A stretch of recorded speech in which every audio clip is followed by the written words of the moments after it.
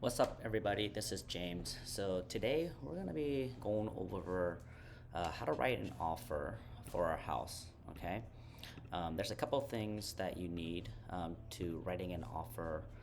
We're going to go over, the buying side of the California real estate transaction part. Right now, you're seeing kind of like my back end of my EXP Sky Slope transaction file. Currently, right now, we only have 10 property that's under escrow. But before we had quite a bit more. But we're just gonna go ahead and teach you guys how to write a California offer. So first, you need a property to write an offer on. Um, so let's go ahead and use this property. All right. Um, it's down in Madera. What you want to do, for speed, right, is you want to find the MLS number. Okay. So Fresno MLS number, and what you want to do is you want to set up a zip form. Okay. Go to zipformplus.com, and what you want to do is you want to subscribe to all of the California license contracts. Okay. So once you do that, there is templates that you can create. So I've already created templates, and templates are pretty much like a folder where you keep all the forms in there. So when it is time for you to write an offer, it'll be a lot quicker. Okay. So for my California purchase and buyer template, you can see here that I have the cover sheet, right? I have the residential purchase agreement, visual inspection disclosure. I have the buyer inspection waiver, confirmation of real estate agency, verification of property, environmental hazardous protection pamphlet, all the earthquake, lead-based paint, and then the homeowner guide, energy guide, and everything. And then I have the energy signature page, and then I have the fire hardened and hazard, pretty much advisory. Okay, these are all the forms that I currently use, and then if like every day when writing an offer, but normally the two form that I normally use is this form right here, um, and that's pretty well. This form right here for the beginning, okay, when submitting an offer, which is the residential purchase agreement. Okay, so let's go ahead and go back from the template to go to dashboard, and I'm gonna go to the transaction section. Okay. So what I do is it only takes about 5 minutes or less to do this. So you go to the transactions and you click on new. All right. You want to click on new purchase offer. All right. Property address. Normally I would put this address in. All right. Just to keep everything simple. All right. And then if I'm going too fast, just let me know. So I'll just use the EXP of California. Remember, I'm dual licensed, so I write offers in California and also in Oregon. So what you want to do is you want to click residential, connect to your MLS. So you want to connect your system to the MLS, all right, which is the zip form. And how you do that is just by logging in into your MLS and just connecting it. Okay. So you can connect that. Okay, hold on, let me. Okay, so once you punch in your user ID and your password from your local MLS, doesn't matter if you're down in Tulare, Fresno, down in San Francisco, Orange County, you can just connect that. If you have like problems connecting it, just reach out to Zipform and they'll help you out on how to connect. All right, so put in your MLS number here, that the house that you want to find, and then click on find, and then you'll find that specific address. Click on next, use this MLS listing, right? And then it'll pre-filled pretty much 99% of everything that you need because you already have a template. And then from here, you want to select a template, all right? Because I already created a template, I'll just click on California purchase and buying agreement, and then I click on save, okay? It's a very simple process. Um, so I'll show you how to write an offer explain to you about the real estate contract, and then I'll show you how I send out the offer for signature quickly. All right. So now we have the summary of pretty much the property, and then you go to document, right, section. The cover sheet is where pretty much if you click on the cover sheet, right, you can pre-fill out the buyer name, seller names, and all that good stuff. Okay. So what I recommend is, let's just say John Doe, right, and then the seller name is so Amy Doe. Oh, well, Amy Doe Money, right? Let's say Amy Doe Money seller, and then this is John Doe. Okay, is the buyer. John and James. Okay, John and James. Doe. Okay, we're not gonna capitalize them. We will. Normally, we'll keep on pushing because I don't want to make sure that we go through this quickly. Okay. But I want to show you the exact contract, which is you go to the residential purchase agreement contract, and these are all the documents that is needed to send, right? Like the agency disclosure. Okay. So this is the agency relationship disclosure. You're pretty much disclosing them, which is the buyer, that what type of agency are out there. Okay. Dual buyer seller, and then pretty much if listing out all your responsibility, okay, and fiduciary duty. Okay. I'll show you where all the area that is needed to be signed. So like right here, it need to be signed. I'll show you guys in a bit through my my template. Okay, and this one is the Fair Housing Discrimination Advisory, letting them know that, hey, we do not discriminate, okay, based on sex, origin, gender, and all that. And then they have to sign that. Possible of representing more than one buyer, right? So we have to let them know that we are representing more than one buyer, possibly, right? We have to disclose these type of stuff. So these are just kind of like the template of disclosures, okay? Because if you're an agent and you're representing your client, you don't want them to sue you or not knowing the laws, okay? Wire fraud and funding advisory, you gotta let them know about the wire fraud stuff. Make sure they sign that document, and then from here's the purchase and sales agreement contract. This is what I normally do, okay? Prepare offer on this date, okay? This is what I normally fill out. I click on the date, and then I clicked on all of this is all pre-filled out because I pre-filled out already. So just use this video as kind of like a template on what we normally do, okay? So I click on so Apex Paul is representing his side, and then James, I'm representing the buyer side, okay? If it's dual, like for example EXP with EXP, then what you want to do is click on both, okay? Because because it's a dual agency, but it's a different brokerage than this is pretty much standard. Purchase price, 400,000 or whatever you decide you want to make the purchase price to be. Normally, let's just say this purchase price is 580,000. Let's just say we're gonna purchase the house for 580. Closing of escrow, you can either choose after 30 days of acceptance or a specific date. I normally choose a specific date, and a lot of times I like to choose either the beginning of the month. Trying to choose the beginning of the month most of the time, okay? So I'm going to choose, and the reason why is because you want your client to not pay their first mortgage payment in advance.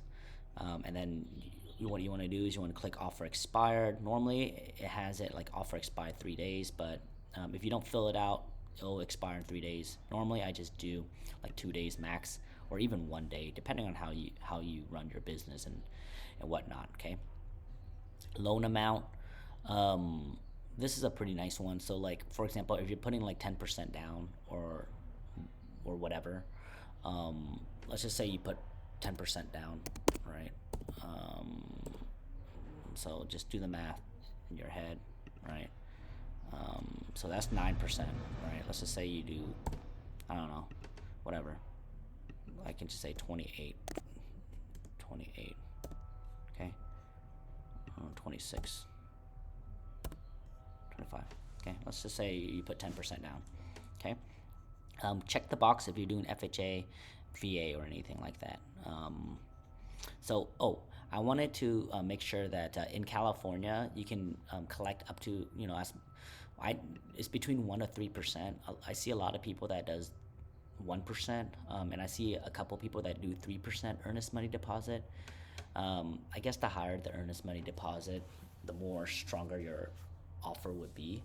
And we'll go over all the contingency and the offer. But again, guys, this video is going to be pretty long. So once you fill all this out, then that should be, everything is going to be super easy and fast, okay? I normally just do like 1% of purchase price normally. So whatever purchase price is, I normally just do 1% of that. It's not, sometimes I just do a round number. There is instance that I've done like as little as $100 for earnest money deposit. But you just got to communicate that to the seller on why you're offering, why you're putting such a low earnest money deposit down. Okay. Checking if they're FHA, VA, or whatever. Additional funding, interest rate not exceeding a certain amount. Right. Let's just say you don't have to put these down if you don't feel comfortable doing it, but that should be fine. Seller credit. Okay. Depending on the market, you can ask for seller credit. I normally ask for seller credit, seller to credit 5, depending on the market, right? Like in 2021, there was multiple offers and everything, and you're not gonna get seller credit. But in normal time, like in normal market, you can get credit, right? You can negotiate some of these costs. So, for example, we just negotiated $5,000 credit toward closing costs to the buyer, right? So we put that down there, and then most of this, right? You can have it unfilled, right? And check out the pre-qualification like letter that's going to be attached, or showing proof that they're pre-approved or fully underwritten. Okay. And all of these right here is assignment requests. Basically, you're requesting to assign the purchase to a different name.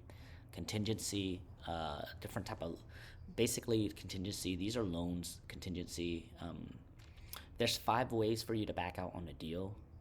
There's more, but these are the common 5 ways, which is inspection contingency, and then loan contingency, and then title, right? Pretty much preliminary, like title, like pretty much like preliminary titles and all that, and then lead-based paint, and then there's also appraisal contingency and all that fun stuff too. So just keep that in mind, okay? So when you do write an offer, you can write an offer with confidence, letting your seller know, or letting your buyer know that this contract is made for you guys, okay? It's made to protect your earnest money. If you want to protect your earnest money, there's ways for you to back out on the property if you want to, okay? So assignment, request, loan contingent. I normally leave these unfilled, but in a competitive market, there's ways on what you can do to make this offer stronger, all right? As you continue to do more deals, as you continue to like review contracts, you'll make your offer stronger. So you can click on this we're making an offer, no contingency on loan, no contingency on appraisal. That means that we cannot back out on the deal if the appraisal doesn't come in or the loan doesn't come in, which we don't want to do, right? But in certain market, like in a very competitive market, if we're trying to draft our offer like cash, or better than cash offer, then I would recommend removing some of the contingency, and also releasing earnest money quickly, so then they feel like, hey, look, we're serious, right? So it really depends on how strong you want to draft an offer, and there's different ways on what you can do to draft an offer that can make it look really strong, okay? Time of possession.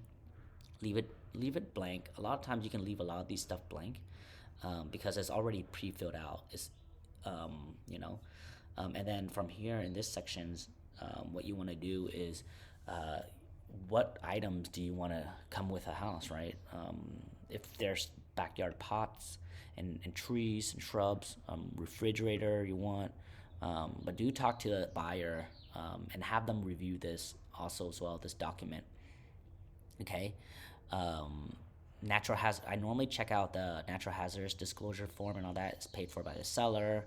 Smoke alarm and just the government stuff, is paid by the seller. And then everything else right here I normally leave blank. All right.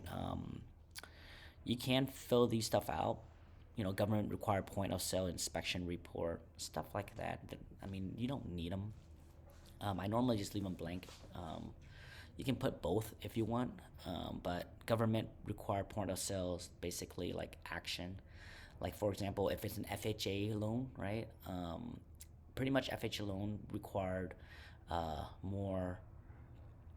I guess it requires a house to be fixed and repair to a certain standard, and these loans are government required fixes, loans that require that it needs to be fixed in order for the government to fund the loan, right? So, who's going to pay for those fees, right? FHA and VA, government back loan, okay, and that's why a lot of clients, which is seller, prefer conventional loan versus FHA or VAs because it's more lenient. All right. Escrow fees. Again, all of this is all depends on the buyers, the market also as well. So I normally just put 50-50. Owner insurance also as well. Owner title insurance is normally pretty expensive. I normally put 50-50. A lot of times all of these are buyer fees, okay? But it's all negotiated depending on the market. I normally just put both, but you can literally put seller pay for like, um, you know, title insurance policy. That's like a grand, cost about a grand. But if you do both, then it'll save your client money. And then I normally just do 50-50 for everything else, right? And again, it all depends on like the certain market. Home warranty, really depends on your client and you. I mean, I normally have the buyer waive home warranty, but often I have the seller pay for a home warranty. All right, I have seller to credit buyer $5,000 or closing costs, and then I have seller to credit buyer $500, of home warranty.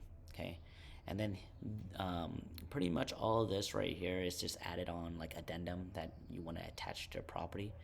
Like for example, um, other addendum like other addendum like, uh, say if the property have a tenant, right? And then let's see, if the property has a tenant and, it's being occupied, if it's a if it's a REIT, right? If it's short sale or whatever, okay? There is addendum for that. So if it's a unique property, make sure to have those addendum in there. As addendum is basically an added document, supporting it.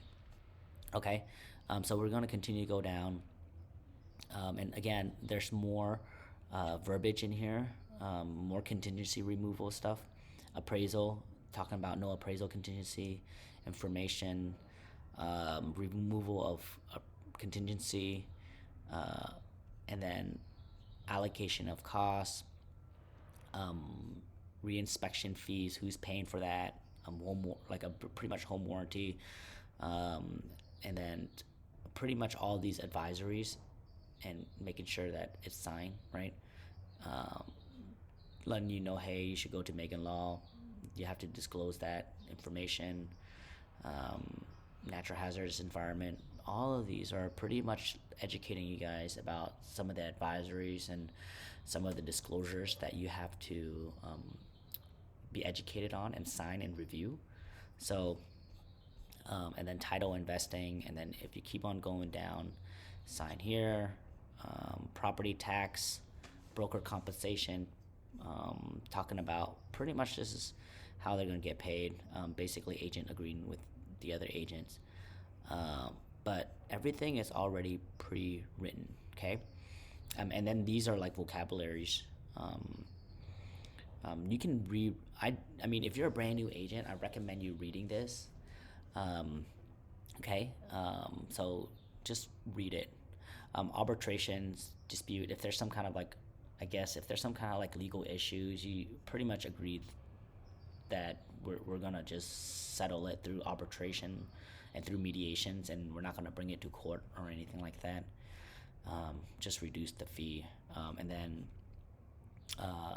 this is where you go to sign, and then this is where the seller goes if they want to either accept it or they want to counter, or whatever they want to do. Okay, the seller, right? If they sign here, if they do not accept it, they need to reject it. Okay, and then pretty much just the escrow page, acknowledging the document, buyer investigation advisory, basically just letting them know, hey, you have the right to investigate the property, do your due diligence, stuff like that. And then California Privacy Act, basically letting know that their information is kept confidential. But that's pretty much it. And I mean, the most important thing is the first couple of pages. And guys, I'm gonna try to keep this video like 30 minutes and under. But if you have any questions or you want to go more into detail of how to write an offer, let me know. So what I do is I go back, right, and then I would click on that, and then I would download this. Okay, I would save PDF, save it to my device, right, and now I have a clickable download, and now I have a PDF version of the contract. So what I do next, right, is I go to my SkySlope account, okay, and I pretty much go on to, I'll go to my DigiSign, okay? So I'll go to the digital signature area, and I will click on new envelope, no properties so far, and then I will drag my offer in here, okay? From there, I would choose a template.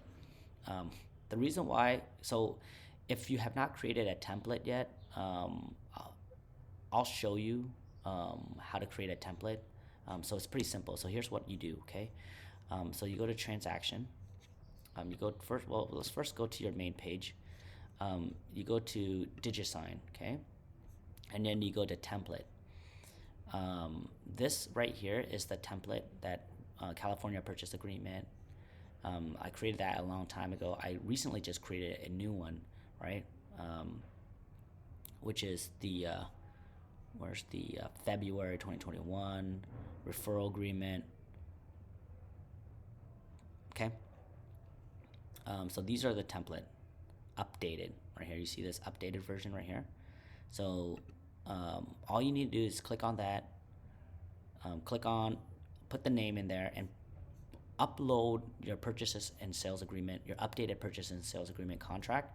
You upload it, and then you click on new roles, and then you put yourself, purchaser 1 and purchaser 2, okay, in there. And then you click on next. And then what you want to do is you want to pre-filled out the signature. So from right here, I pre-filled out these signatures already for myself, right? Which is nice, okay.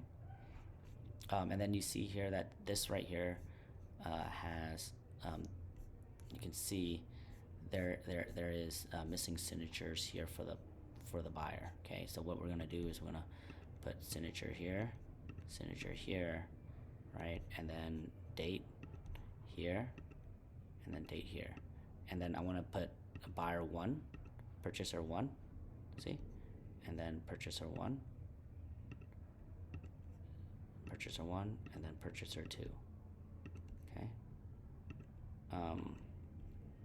purchaser 2, and then you put signatures throughout you put signatures in the main area, right? Purchaser 1, purchaser 2, all the areas. So you pretty much pre-filled all this thing out, okay? So that's kind of what you do. So you click on save. Okay, save that thing. So go ahead, close that.